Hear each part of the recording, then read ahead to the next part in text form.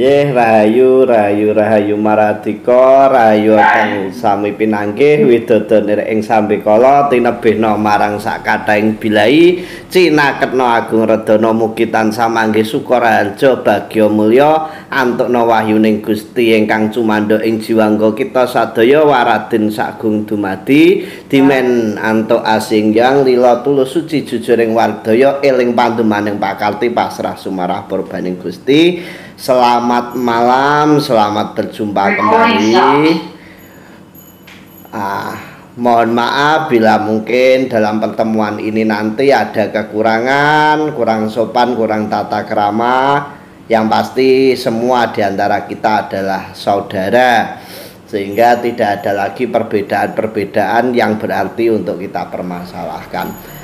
Sebelum masuk pada materi-materi yang akan kita bahas, nanti saya mohon kalau diizinkan pakai slide kalau memang bisa dimunculkan di layar, tapi kalau tidak bisa ya saya tak pakai laptop saya kalau monggo bisa ya.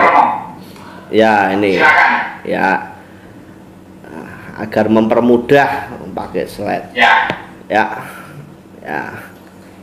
Yang pertama adalah kemarin saya diminta oleh yang Oto ini untuk membahas sedikit mungkin secuil ilmu yang mungkin nantinya saya paparkan, semoga berguna, dan kalau memang ada kekurangan saya mohon maaf. Dengan tema yaitu dengan judulnya adalah inti ajaran Sambung Rasa Sastra Jendra Indonesia yang mungkin nanti juga mewakili daripada ajaran Jawa pada umumnya. Oke, slide selanjutnya, maka dalam ajaran Jawa kita akan muncul nanti yaitu adalah ruh. Ya, jadi ada basic yang harus kita ketahui dulu atau dasar pemahaman Jawa yang harus kita tahu dulu, yaitu adalah roh, weruh, kaweruh, ngaweruhi. Meskipun ini 4 kata yang sepertinya sama ketika kita dengarkan, namun sebetulnya ini memiliki pengertian yang berbeda, seperti yang diaturkan oleh Romo Oto tadi, bahwa antara bener dengan pener itu juga berbeda. Memang Jawa mengenal istilahnya seperti itu, semacam Ruroboso dan seterusnya, itu memang ada dalam kasusastran Jawa. Maka kita mulai dulu ajaran Jawa yang paling dasar, yaitu adalah roh. Roh itu artinya tahu. Maka banyak di antara kita itu pasti begini, kowe weruh ta, kowe roh ta, roh opo lah. Roh itu artinya tahu. Maka tahu di sini adalah mewakili daripada sinar atau cahaya Tuhan. Tanpa ada sinar atau cahaya Tuhan, manusia tidak akan roh, tidak tahu apa-apa. Makanya sering disebut kamu iki roh apa? Nah, kamu itu tahu apa? Roh. Lah, maka proses pendidikan paling dasar yaitu adalah roh, tahu dulu. Setelah tahu, maka dalam proses selanjutnya tahapan berikutnya adalah weruh. Sehingga ketika ditanya, awakmu roh apa? Awakmu roh iku ta? Kamu tahu itu ta? Dijawablah, iya, aku weruh. Artinya, ya, saya mengetahui. Dari dasar dulu tadi roh yang tahu, maka dijawab weruh, artinya mengetahui. Maka tingkat pendidikan kedua dalam pondasi ajaran Jawa adalah mengetahui. Kalau tadi roh mungkin hanya sekedar dia tahu dalam memori atau ingatan, tapi kalau weruh dia mungkin sudah bisa melihat secara fisik atau menyentuhnya secara fisik. Nah, setelah roh dan weruh ini akan meningkat pada yang namanya kaweruh atau pengetahuan. Nah, awalnya mungkin saya ambil contoh adalah wayang ini. Orang bertanya, kowe weruh wayang? Iya, aku weruh. Kamu tahu wayang? Iya, saya mengetahui wayang. Tapi tidak semua orang akan memiliki kaweruh tentang wayang. Entah itu dari pembuatannya, bahan dasarnya, pemakaiannya, dan aspek-aspek yang ada di dalam wayang.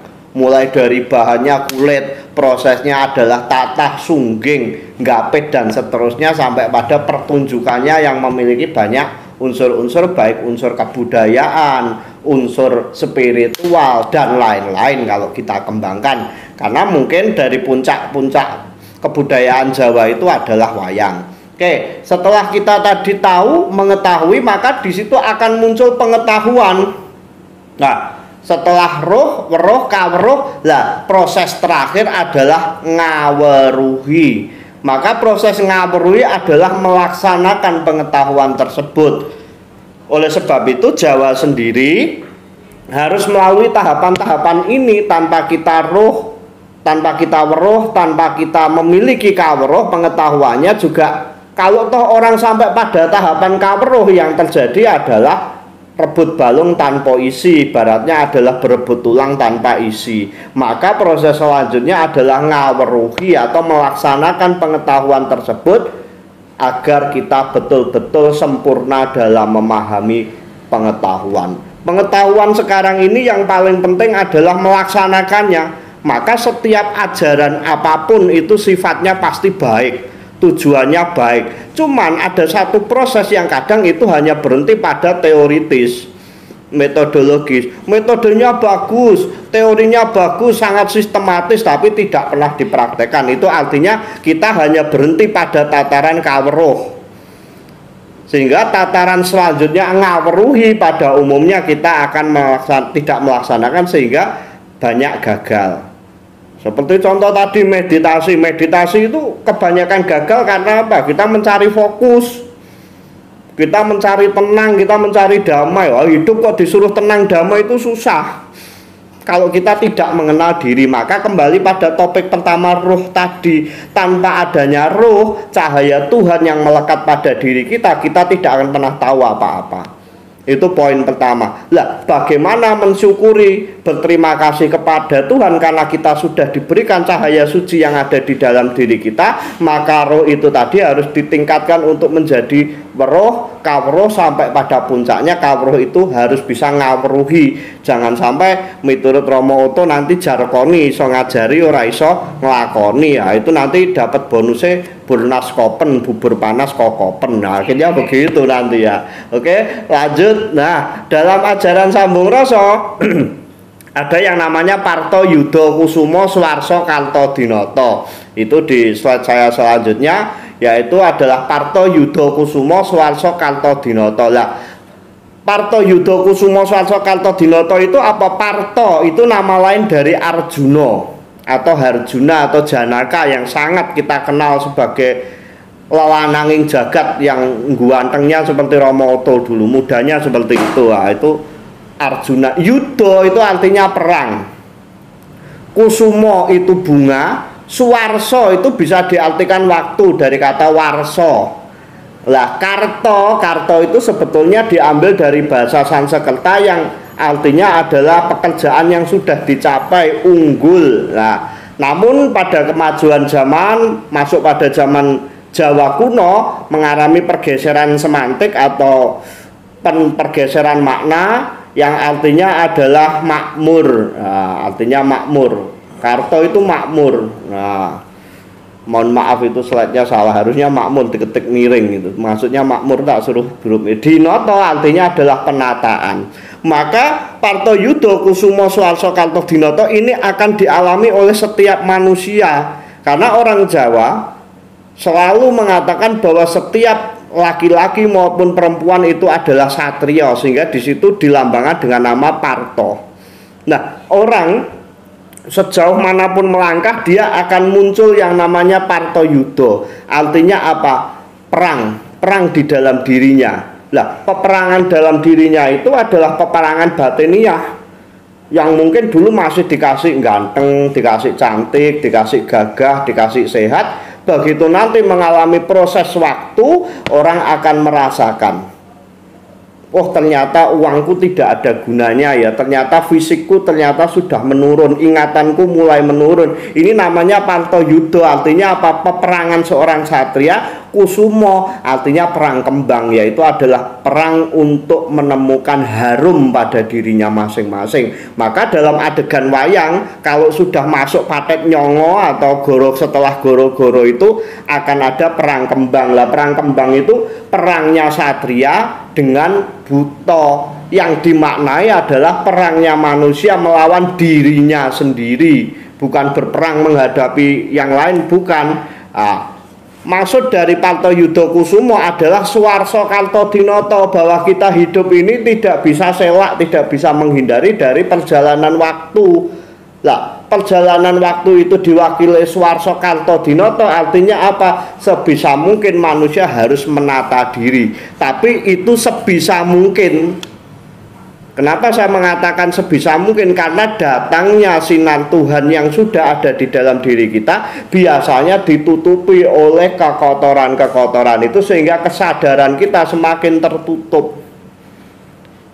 Nah, roh atau kesadaran tadi yang sudah tertutup akhirnya menunggu terbuka oleh suatu penderitaan, suatu peristiwa apapun yang membuat kita bertanya, saya harus bagaimana. Maka di situ saya simpulkan setiap manusia akan mengalami proses atau paling tidak pertanyaan dalam batin atau perang batin untuk mengakhiri setiap perjalanan. Karena dalam hidup manusia ini finishnya cuma satu, akhirnya ya cuma mati, nggak ada yang hidup selamanya, itu nggak ada. Oleh sebab itu dalam Parto Yudo Kusumo kita dicontohkan untuk berperang melawan diri kita. Dan setiap orang saya yakin pasti akan mengalami peperangan dalam dirinya. Tanpa peperangan di dalam dirinya, manusia tidak akan pernah berproses. Monggo Mas, selanjutnya yaitu adalah setelah Parto Yudo Kusumo, dalam Parto Yudo Kusumo itu akan muncul pertanyaan akhir yang saya sampaikan tadi, bahwa wong ora urunga ya mati, kena apa diparingi urip. Yang artinya adalah pada akhirnya kita ini ya pasti akan meninggalkan dunia ini. Kenapa kok diberi hidup? Oleh sebab itu dari rumusan itu tadi akan muncul satu, urip iku opo, atau hidup itu apa sih sebetulnya? Hidup itu adalah proses untuk mengetahui sumber dan tujuan dari segala sesuatu yang ada.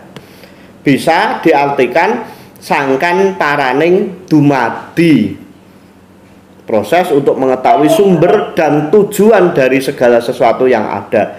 Itu mau tidak mau orang akan mengalami proses itu. Lanjut setelah itu, aku iki sopo. Lah, aku iki sopo artinya adalah saya ini siapa. Ini proses yang paling penting bagi saya. Tanpa kita mengenal diri kita, tanpa kita mau mengamati diri kita, tanpa kita memahami diri kita, mau masuk ke manapun kita tidak akan pernah berhasil. Mau belajar apapun kita tidak akan pernah berhasil tanpa kita mengetahui aku iki sopo atau saya ini siapa. Lah, aku iki sopo artinya dapat membedakan antara aku sebagai person perorangan dan aku sebagai pancaran cahaya sejati Tuhan. Lah, ini adalah dua proses yang berbeda. Artinya apa? Aku secara perseorangan, maka di situ akan muncul pengakuan, ngaku-ngaku. Artinya apa? Aku yang masih diselimuti oleh ego, aku yang masih diselimuti keterikatan, aku yang masih diselimuti oleh duniawi yang tidak abadi. Itu proses pengakuan. Sehingga kalau orang Jawa bilang alah ngaku-ngaku.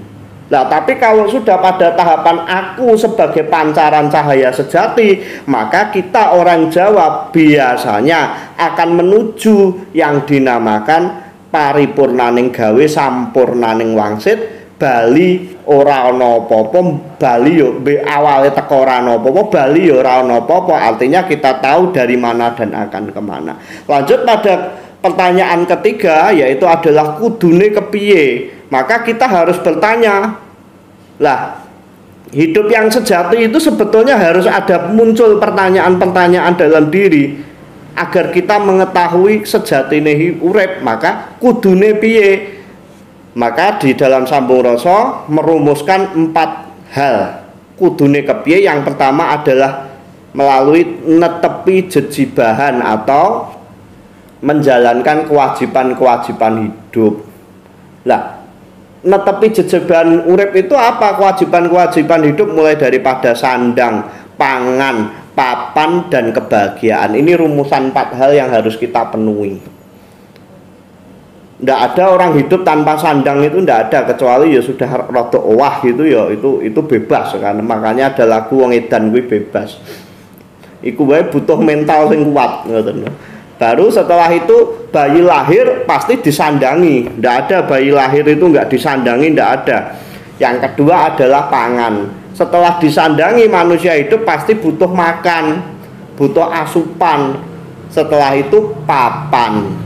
Lah, sandang, pangan, dan papan ini sebenarnya ini adalah satu proses kewajiban yang untuk memenuhi sarana hidup menuju kebahagiaan sejati. Lah, kebahagiaan sejati yang bagaimana itu nanti kita rumuskan kalau masih ada waktu kita ketemu lagi. Kalau saya bahas kebahagiaan sejati nanti panjang sekali. Karena kebahagiaan itu ada kebahagiaan hari ini, kebahagiaan yang abadi, ada kebahagiaan yang hanya melekat, nanti banyak sekali. Intinya bahwa satu netepi jejibahan, yang kedua ngayahi karya ngagesang atau menjalankan karya-karya dalam kehidupan, baru pada puncaknya nanti kita bisa masuk pada ngestuti sabdo sasmitaning Gusti. Artinya apa? Hidup harus satu menjalani kewajiban, melakukan karyanya hidup, baru kalau sudah 2 etape ini kita baru bisa bilang sasmitaning Gusti. Tanpa menjalani 2 hal ini dapat sasmitanya Gusti, saya yakin nggak bisa. Itu hal yang ngoyo-woro atau tidak masuk akal. Yang selanjutnya, opo gunane ngurip? Maka dalam ajaran Jawa itu dirumuskan, gunanya hidup itu untuk apa? Gunanya hidup adalah sebagai sarana, 1 keselarasan, 2 keseimbangan, yang terakhir adalah kelestarian semesta. Ini tugas pokok manusia sebetulnya di sini. Maka kalau orang tidak selaras itu biasanya bingung, susah, karena hidupnya nggak selaras antara pikiran, hati, kenapsuan, dan perbuatan. 3 kahyangan yang ada di dalam diri kita, mulai guru loko, yomo loko, sampai jono loko. Itu kalau tidak selaras maka dia akan menemui kebingungan. Makanya dalam istilah Jawa ada orang hidup harus diunggahke, didukke. Artinya apa? Ya harus menggunakan logika, tapi harus difilter oleh hati sebagai pancaran rumah Tuhan, kan begitu. Baru kenafsuannya nanti bisa dikendalikan. Nah, setelah keselarasan itu kita harus menuju keseimbangan. Dilaras dhisik. Kalau kita sudah melaraskan antara otak, hati, dan kemaluan, maka kita baru bisa bicara seimbang. Tanpa menselaraskan 3 aspek tersebut, untuk seimbang juga tidak bisa. Karena hidup manusia terdiri dari 2, yaitu adalah raga dan sukma, sehingga disimpulkan menjadi rasa. Rasa itu apa? Rasa itu gabungnya antara rogo dan sukmo. Kalau ada rogo tanpa sukmo itu namanya batang atau mayat. Kalau ada sukmanya tanpa raganya itu namanya demit, kelayapan, dijaluki nomor lan sak piturute. Nah itu, sehingga 2 aspek raga dan sukma itu harus diseimbangkan. Nah, proses menyeimbangkannya harus menselaraskan dulu.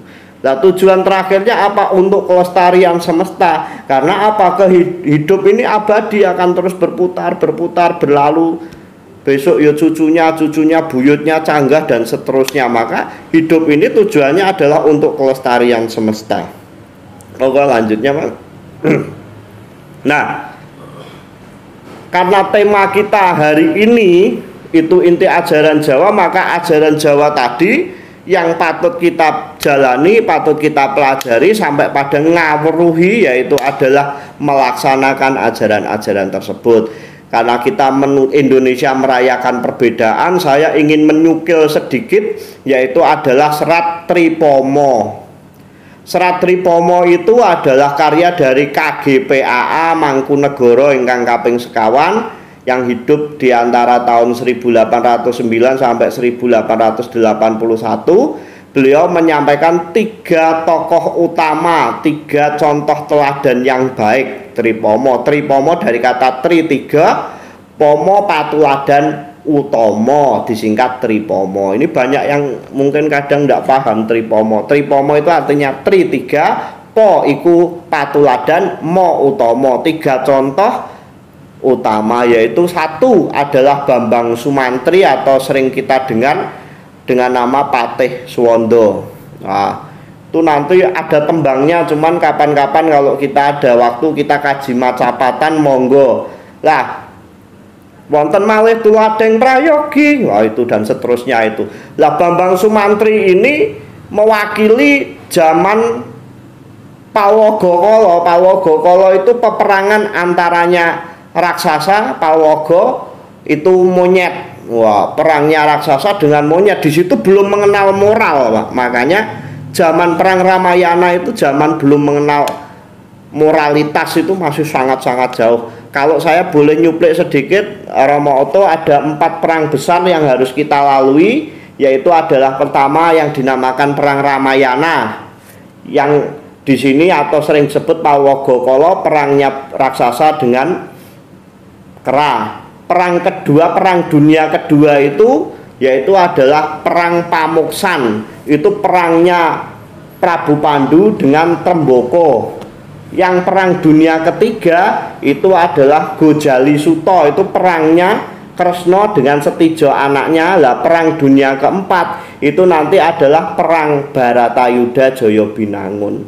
Nah ini semua 3 contoh ini mewakili dari 4 peperangan tersebut. Ya ini dunia kan masih perang dunia kedua, ndak tahu sekarang ini apa perangnya orang tua dengan anak, saya juga ndak tahu, karena masuk Gojali Suto itu perangnya orang tua dengan anak. Nah Bambang Sumantri itu mewakili 3 hal: guna, kaya, lan purun. Guna artinya kesaktian. Siapa tidak mengenal kesaktiannya Sumantri? Wah, sangat sakti sekali. Wong Taman Mario Koco dari Kayangan itu bisa diboyong ke negaranya Prabu Arjuna Sosro kok. Kaya artinya dia sangat mampu karena bisa menghadirkan 800 putih dromas. Purun artinya kesetiaan, kesetiaan kepada rajanya. Ini satria pada jenis golongan pertama, guna, kaya, lan purun. Nah, maka pada etapa selanjutnya Kumbakarna. Kumbakarna ini sudah masuk metamorfosis raksasa ingin menjadi satria, meskipun nanti dia masih berperang pada tempat yang salah, di mana dia bela negara tapi yang dibelani itu Ngalengka karena mencuri Dewi Sinta. Sehingga dia harus mengalami reinkarnasi atau penitisan kembali ke Raden Bima yang nanti akan berperang dalam Baratayuda. Yang ketiga adalah Surya Saputra atau Adipati Basukarno. Adipati Basukarno ini adalah perang satria utama, Pak, di mana seorang satria harus bisa memisahkan antara cinta dan keutamaan. Nah ini yang satria zaman sekarang tidak paham, di mana dia mencintai keluarganya tapi harus mengorbankan negaranya, atau harus mengorbankan cinta keluarganya untuk mempertahankan negara. Ya ini seyogianya nanti contoh wayang Surya Saputra atau Adipati Basukarno ini menjadi suri teladan untuk kita, di mana dia ini harus berperang melawan adik-adiknya, berperang melawan orang tuanya agar Baratayuda cepat selesai. Dia rela mengorbankan dirinya, dia merangkul mana yang harus kalah. Wah, coba orang sekarang kan tidak mau, merangkulnya yang menang, kalau merangkul yang kalah tidak mau. Oleh sebab itu 3 aspek satria contoh-contoh ini yang harusnya kita pelajari bersama nanti kalau sekiranya ada waktu yang lebih panjang. Mungkin itu Romo Oto yang bisa saya sampaikan. Saya hanya menyimpulkan satu hal, bahwa kita sepertinya semua setuju, warga penghayat dimanapun, bahwa puncak daripada semua itu adalah memayu hayuning bawono. Jadi ada konsep ha memayu rahayuning bawono. Wah, ini konsep yang sangat sulit, di mana orang Jawa itu harus punya tugas memayu, membuat ayu, rahayu yang sudah cantik, mempercantik yang sudah cantik, bawono. Lah itu kan susah. Wong kadang memperbaiki diri aja susah kok. Makanya memayu hayu pribadi, memayu hayuning bebrayan, memayu hayuning bawono, itu konsep yang harus dimulai dari tadi. Weruh, roh, weruh, kawruh, ngawruhi. Tanpa ada itu saya rasa sangat-sangat mustahil. Kurang lebihnya itu mungkin yang bisa saya sampaikan. Kalau ada kekurangan saya mohon maaf karena keterbatasan waktu. Maka saya kembalikan kepada Romo Oto. Mungkin ada satu yang akan diberikan komentar. Matur sembah nuwun. Matur nuwun Romo Suryo. Menarik sekali, luar biasa. Ini kalau bisa saya simpulkan, ini sedikit ini, iya. Ada 4 tingkatan di dalam kehidupan ini. Ada ruh, keruh, kaberuh, ngaperui. Yang paling sulit itu adalah ngaperui. Banyak orang yang kaberuh, mempunyai ilmu pengetahuan, tetapi dia tidak bisa melaksanakan pengetahuan itu dengan baik dan benar. Nah, ini mencerminkan kondisi kita saat ini juga. Sebenarnya banyak hal yang kabur. Dia mengetahui, dia mempunyai pengetahuan, tapi pengetahuan itu disalahartikan. Bodoh dari panganan wong pinter. Tapi juga saya balik, wong pinter pasti dari panganan wong sing bleges.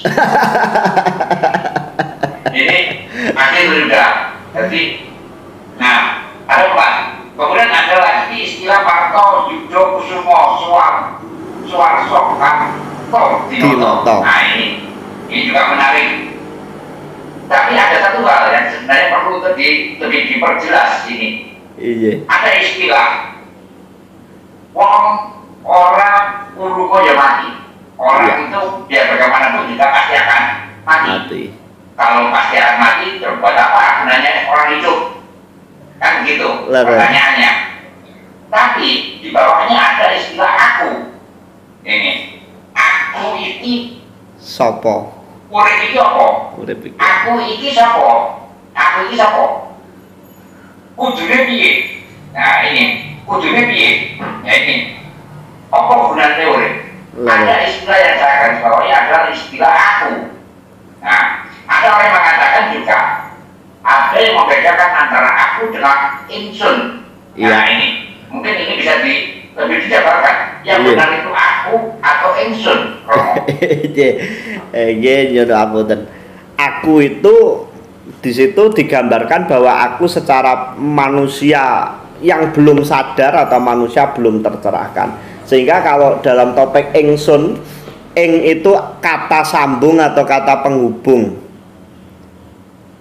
Menuju, makanya ing pundi, nah itu artinya menuju. Makanya ingsun itu adalah menuju saya, menuju di dalam diri. Makanya orang Jawa ini memiliki suatu dialektika komunikasi dengan pribadi yang sangat kuat sampai diartikan ingsun. Setiap manusia harus menuju pada dirinya masing-masing, sehingga sampai diberi sanepan joyo ing boyo itu, joyo boyo itu kan sebuah sanepan. Artinya apa?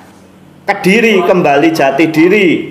Memenang, jadilah pemenang. Kalau kamu sudah bisa kembali pada jati dirimu, menjadi pemenang, maka kamu akan menjadi joyo ing boyo, kembali pada ingsun. Ayo masuk ke dalam diri kita, mengamati loh, kenapa saya kok bisa marah, apa yang membuat saya marah, kenapa saya bisa benci, apa yang membuat benci. Lah kita kan tugas utama hidup itu kan sebetulnya itu mau mengamati dirinya masing-masing. Kalau orang Jawa bilang hamulat sariro hangroso wani, artinya introspeksi diri dulu baru bilang berani. Nah sekarang kan tidak berani dulu, introspeksinya keri-keri lah. Ini kan permasalahan besar kita bersama itu di situ. Kirang laku sama dengan istilah sekarang Romo ya. Iya. Sofi dulu karuan sombong digedekno. Oke.